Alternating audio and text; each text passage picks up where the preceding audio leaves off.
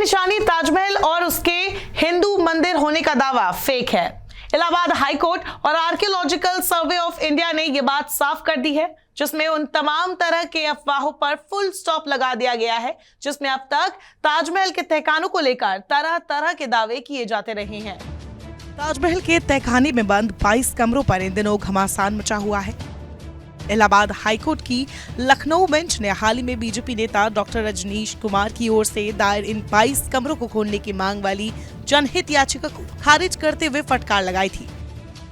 Court का यह फैसला ठीक उसके बाद आया जब इस याचिका का समर्थन करते हुए राजस्थान से बीजेपी सांसद दिया कुमारी ने भी कहा था कि ताजमहल की जमीन उनके राजघराने से संबंध रखती है और तहखाने के कमरों में राजघराने के कुछ अंश आज भी मौजूद है। सांसद दिया कुमारी ने दावा किया था कि ताजमहल की जमीन राजपूत शासक जयसिंह की थी, जिसे कि शाहजहां ने हासिल किया था।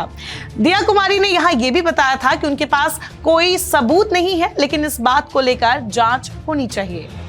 उसकी जो वहाँ पर हमारे पास भी जो दस्तावेज है उसमें ये जो प्रॉपर्टी है ये पैलेस था और शाहजहां ने इस पे कब्जा किया और उस समय तो क्या है कि सरकार उन्हीं की थी। आज भी अगर कोई गवर्नमेंट अक्वायर करती है आपसे लैंड तो उसके बदले में मुआवजा देती है, तो मैंने सुना कि उसके बदले में मुआवजा दिया, लेकिन हम उस समय ऐसा कोई लॉ नहीं था कि आप उसको अपील कर सकते थे या उसके विरोध में कुछ कर सकते थे। तो वो उन्होंने डेफिनेटली वो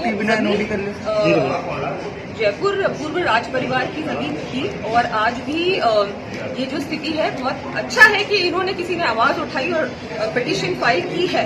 उसके लिए कोई भी अगर आवश्यकता पड़ेगी दस्तावेजों की या कुछ भी, तो हमारे वहाँ ट्रस्ट में कोती खाना भी है, जो भी डॉक्यूमेंट्स है हम लोग प्रोवाइड करेंगे। अगर कोर्ट आदेश देगा तो डेफिनेटली। आपने भी तो देखा होगा, क्या डॉक्यूमेंट में क्या है, उनके अंदर क्या मेंशन है? वो डॉक्यूमेंट्स में यही है कि उन्होंने इसको लिया था, उस समय उनको अच्छा लगा तो उन्होंने उसको अक्वायर कर लिया। क्या कोई टेम्पल था वहाँ पर?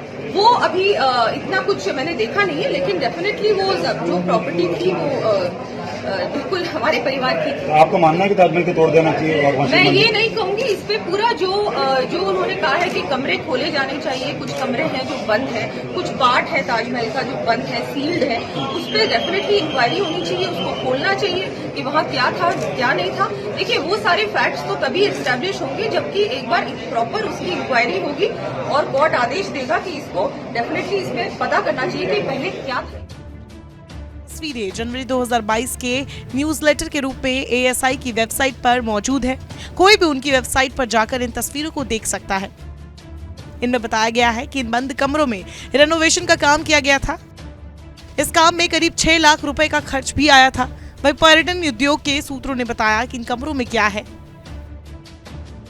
इस बारे में गलत बातें ना फैले, इसे रोकने के लिए ही इन तस्वीरों को पब्लिक किया गया है। कोर्ट के आदेश के बाद एएसआई के अधिकारियों ने कहा कि इन कमरों में कोई रहस्य नहीं है, ये कमरे केवल ढांचे का हिस्सा है, ये ताजमहल के लिए खास नहीं है। इस तरह के कमरे मुगल शासकों की ओर से समय समय पर बनवाए गए। दिल्ली में हुमायूं का मकबरा भी इसी तरह का है। एएसआई सूत्रों के मुताबिक 2006 और 2007 में इन तहखानों की मरम्मत की जा चुकी है। एएसआई की वेबसाइट पर यह सारी जानकारी लगातार अपडेट की जाती है। अभी हाल ही में खोले गए तहखाने के पिक्चर भी वेबसाइट पर है। लेकिन जिन लोगों को ताज को विवादित कर राजनीतिक रोटियां सीखनी है, शायद उन्हें ये तस्वीरें नजर ही नहीं आई। एएसआई के पूर्व नॉर्थ रीजनल डायरेक्टर के मोहम्मद ने भी याचिकाकर्ताओं द्वारा किए गए दावों को खारिज किया है। उनके मुताबिक जब वो एएसआई आगरा प्रमुख थे, उन्होंने इन कमरों के अंदर कभी कोई धार्मिक रूप नहीं देखा।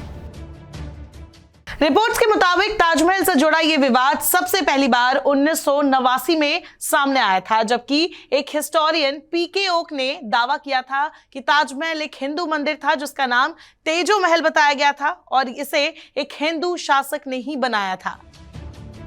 इसी के बाद लगातार कई इतिहासकारों ने ऐसी ही थ्योरी पेश की, लेकिन साल 2000 में ही सुप्रीम कोर्ट ने ओक के पिटीशन को खारिज कर दिया था। नमस्कार, मैं हूं मानक गुप्ता। अगर आपको हमारा ये वीडियो पसंद आया हो तो इसे लाइक और शेयर जरूर करें और हाँ, हमें सब्सक्राइब और फॉलो करना ना भूलें ताकि आप देश और दुनिया की कोई खबर मिस ना करें। तो जुड़े रहिए हमारे साथ और देखते रहिए न्यूज़ 24।